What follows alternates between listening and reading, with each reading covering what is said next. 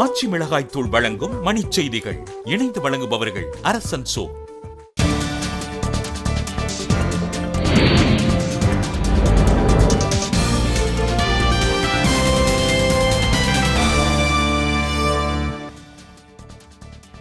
தேசிய நீர்வழி போக்குவரத்து சட்ட முன்வரைவை மாநிலங்களவையில் அறிமுகம் செய்தார் நிதின் கட்கரி.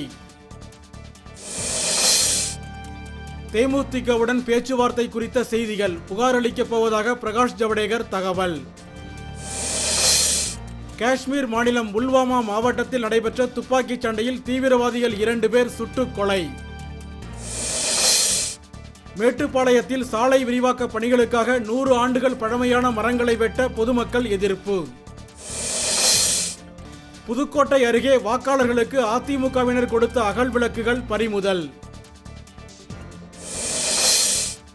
தூத்துக்குடி அருகே அனுமதியின்றி மணல் அள்ளிய சரக்குந்து மற்றும் மண்ணள்ளும் எந்திரங்கள் சிறைபிடிப்பு. பொள்ளாச்சி அருகே காட்டு யானைகள் மோதல், வனத்துறையினர் அலட்சியத்தால் காட்டு யானை உயிரிழப்பு.